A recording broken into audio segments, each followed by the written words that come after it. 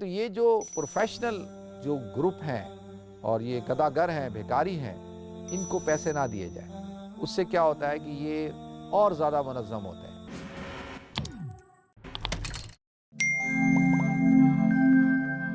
السلام علیکم ورحمۃ اللہ وبرکاتہ۔ ناظرین، حضور اکرم صلی اللہ علیہ وسلم کے پاس دو افراد آئے اور انہوں نے آ کے کچھ تقاضا کیا، یعنی آپ سے مطالبہ کیا مال کا۔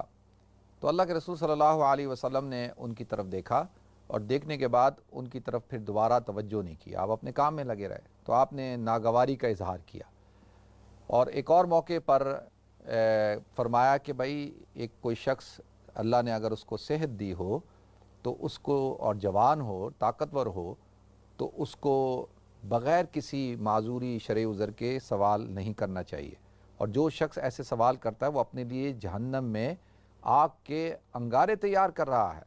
تو لہذا حضور نے دیکھیں ناراضگی کا اظہار کیا۔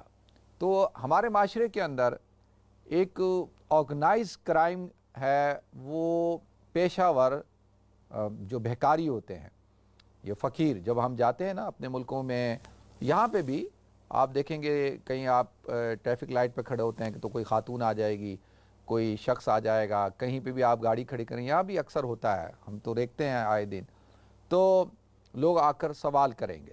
اسی طریقے سے پاکستان کے اندر اور تھرڈ ورلڈ کے ملکوں کے اندر آپ دیکھیں گے، تو اب تو تھرڈ ورلڈ کی بات تو نہیں ہے، یہاں بھی ایسے ہی ہوتا ہے، تو اکثر لیکن آرگنائز جو آپ کو پورے گروہ نظر آئیں گے بھکاریوں کے، ان میں عورتیں ہوں گی، مرد ہوں گے، بچے ہوں گے، انہوں نے چھوٹے بچوں کو عورتوں نے اٹھایا ہوگا اور وہ آ کر جو ہے وہ سوال کرتے ہیں۔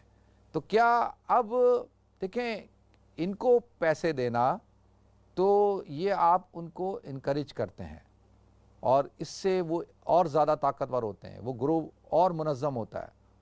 تو اصولی طور پر کیا ہے کہ حضور اکرم صلی اللہ علیہ وسلم نے ناراضگی کا اظہار کیا، آپ نے اس کو پسند نہیں کیا، جو میں نے حدیث بیان کی ہے کہ کتنی سخت حدیث ہے۔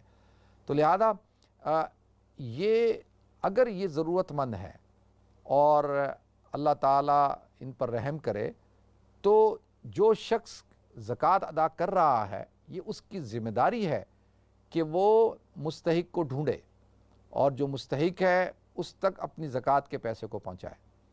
ٹھیک ہے، تو یہ جو پروفیشنل جو گروپ ہیں اور یہ گداگر ہیں، بھیکاری ہیں، ان کو پیسے نہ دیے جائیں۔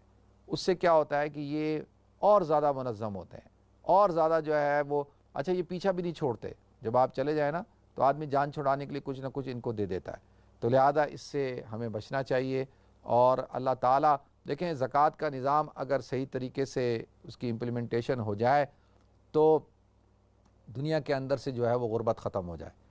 اس کا مطلب یہ ہے کہ نہ زکوٰۃ 100% لوگ دے رہے ہیں، اور نہ زکوٰۃ جو ہے وہ مستحقین تک پہنچ رہی ہے۔ اگر پہنچ رہی ہوتی، لوگ دے رہے ہوتے، نظام صحیح چل رہا ہوتا، تو غربت دنیا کے اندر جو ہے وہ کافی کم ہو چکی ہوتی۔